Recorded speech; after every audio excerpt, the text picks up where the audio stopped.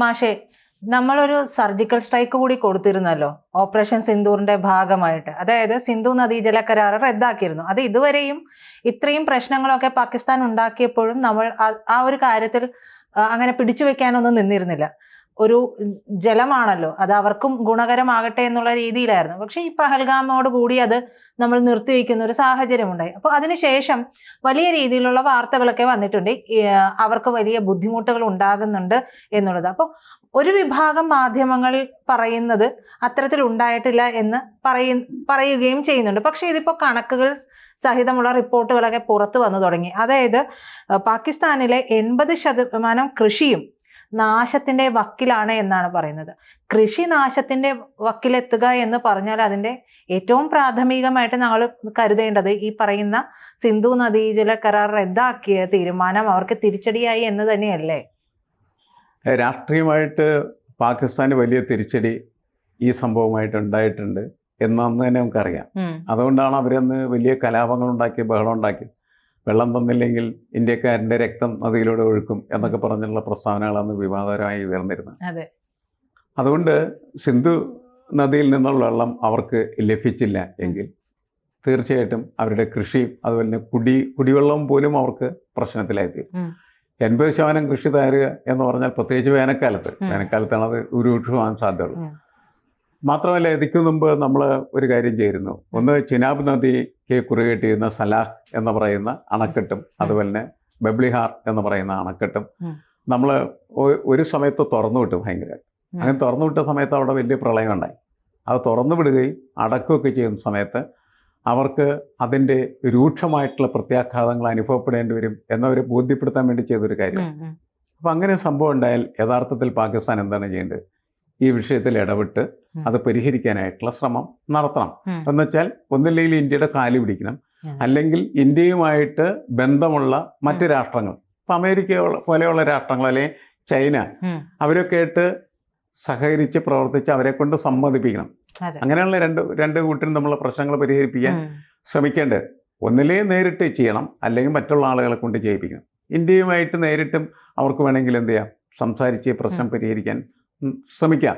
അങ്ങനെ പരിഹരിക്കാൻ ശ്രമിക്കുമ്പോൾ ഇന്ത്യ വെക്കുന്ന ഒരു കണ്ടീഷൻ ഉണ്ടാവും. എന്താണ്?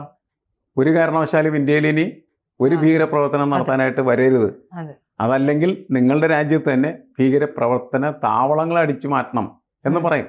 അതാണ് ഇന്ത്യ പ്രധാനമായിട്ടും പറയാൻ. കാരണം നമുക്ക് ശല്യമാണ്. ഇടക്കിടക്ക് ഇവര് അവിടെ ഒന്നും ഇവിടുന്നൊക്കെ കുറെ ഭീകരപ്രവർത്തകർ വന്ന് ഇവിടെ വെടിവെച്ച് ഇന്ത്യക്കാരെ കൊല്ലുന്ന ഒരു സ്ഥിതി എന്ന് പറഞ്ഞാൽ നമുക്ക് അംഗീകരിക്കാൻ പറ്റില്ല. അതുകൊണ്ടാണ് ഇത്ര കർശനമായ നിലപാട് വെള്ളത്തിന്റെ കാര്യത്തിൽ എടുക്കാനായിട്ട് ഇന്ത്യ ഗവൺമെന്റ് തയ്യാറായത്. അതിൽ നിന്ന് പിന്നോട്ട് പോകും എന്ന് ആരും പ്രതീക്ഷിച്ചിട്ട് കാര്യമില്ല. ചർച്ച ഇവർ തമ്മിൽ ഉണ്ടാക്കണം. കാരണം ഈ രണ്ട് പ്രശ്നങ്ങളും അതിൻ്റെ അകത്ത് പ്രധാനപ്പെട്ടതാണ്. ഒന്ന്, ഡിഫ്ലഷ് ചെയ്താൽ അവർക്ക് ഭയങ്കരമായിട്ടുള്ള പ്രളയം അതേപോലെ പ്രശ്നങ്ങളുണ്ടാകും. അടച്ചിട്ട് ഇതിൻ്റെ ഇടയിൽ അവർക്ക് കൃഷിയോ കുടിവെള്ളമോ കിട്ടാത്ത സ്ഥിതിയാണ്. മുഴുവൻ നമുക്ക് എല്ലാ വെള്ളവും നമുക്ക് പിടിച്ചു വെക്കാൻ പറ്റില്ല. പക്ഷേ നമ്മളൊന്ന് തടഞ്ഞു വെക്കാൻ ശ്രമിച്ചാൽ പോലും അതിൻ്റെ പ്രത്യാഘാതം പാകിസ്ഥാന് വളരെ രൂക്ഷമായിരിക്കും. കൃഷി തകരുക എന്ന് പറഞ്ഞ് അവരുടെ സമ്പദ് വ്യവസ്ഥ തന്നെ തകരുന്നു. അവിടെ ജീവിക്കുന്നതായിട്ടുള്ള കർഷകരായിട്ടുള്ള ആളുകൾ, കർഷക തൊഴിലാളികൾ, അവർക്കൊക്കെ വലിയ പ്രതിസന്ധി ഉണ്ടാകും ജീവിതത്തിൽ. ഇതൊരിക്കലും ഈ രീതിയിൽ കണ്ടിന്യൂ ചെയ്യാനായിട്ട് പാകിസ്ഥാന് പറ്റില്ല എന്നാണ് എനിക്ക് തോന്നുന്നത്. അതായത് ഇതിൽ പറയുന്ന ഒരു കാര്യം എന്ന് പറയുന്നത്, ഈ സിന്ധു നദിയിലെ പാകിസ്ഥാന്റെ അണക്കെട്ടുകൾക്ക് ഏതാണ്ട് 30 ദിവസത്തെ ജലം മാത്രമേ സംഭരിക്കാനും കഴിയുള്ളൂ. അപ്പൊ തുടർച്ചയായിട്ട് ഇത് കിട്ടിയില്ലെങ്കിലുള്ള ബുദ്ധിമുട്ട് മാഷ് പറഞ്ഞതുപോലെ വളരെ കാര്യമായിട്ട് തന്നെ അവർക്ക് ഉണ്ടാവുകയും ചെയ്യുമെന്നുള്ളതാണ്. കൂടാതെ 2025 മെയ്യിലാണ് ഈ ചിനാബ് നദിയിലെ സലാൽ ബഗ്ലിഹാർ അണക്കെട്ടുകളിൽ പാകിസ്ഥാന് മുൻകൂട്ടി അറിയിപ്പ് നൽകാതെ നമ്മൾ റിസർവോയർ ഫ്ലഷിംഗ് നടത്തിയത്. അപ്പൊ അതിന്റെ ആഘാതവും വളരെ വലുതായിരുന്നു എന്ന് പറയുന്നു. പിന്നീട് ഈ റിസർവയർ ഫ്ലഷിംഗ് എന്ന് പറഞ്ഞാൽ തുറന്നു വിടുമ്പോൾ വലിയ പ്രത്യാഘാതം എന്ന് പറഞ്ഞാൽ അവിടെ വലിയ പ്രളയം ഉണ്ടാക്കി മുങ്ങിപ്പോയി ശരിക്കും.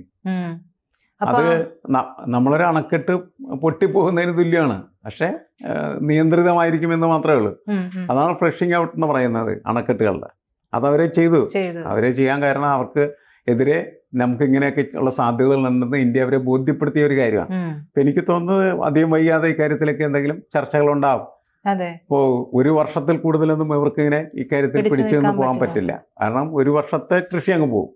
അതാണ് ഇപ്പോൾ സംഭവിക്കാൻ പോകുന്നത്. അത് കഴിയുമ്പോൾ പിന്നെ എല്ലാ വർഷവും അങ്ങനെ ആവട്ടെ, ഇതൊരു മരുഭൂമി ആവട്ടെ എന്നൊന്നും അവർക്ക് കരുതാനായിട്ട് കഴിയില്ല. പാകിസ്ഥാൻ്റെ സമതലങ്ങളാണ് സമ്പൂർണ്ണമായിട്ട് ഈ പ്രശ്നത്തിന് വിധേയമാകുന്നത്. അതുകൊണ്ട് അതാണ് അവരുടെ ഏറ്റവും ഫലഭൂയിഷ്ഠമായിട്ടുള്ള പ്രദേശം എന്ന് പറയുന്നത്. അത് തകരാതിരിക്കാൻ തീർച്ചയായിട്ടും ഇന്ത്യയും നല്ല ബന്ധം അവരുണ്ടാക്കുകയും ഈ പ്രശ്നം പരിഹരിക്കുകയും ചെയ്യണം. പരിഹരിക്കാൻ ഒറ്റ മാർഗ്ഗമുള്ളൂ, അവൻ്റെ ഈ ഭീകരപ്രവർത്തന കേന്ദ്രങ്ങൾ അടച്ചുപൂട്ടുക എന്നുള്ള. അല്ലെ, ലോകം മുഴുവൻ ഈ ഭീകരപ്രവർത്തകർക്ക് എതിരാണ് ശരിക്കും പറഞ്ഞത്. ഇടയ്ക്കിടയ്ക്ക് അവർക്ക് അവിടെ ഇവിടെയൊക്കെ ചില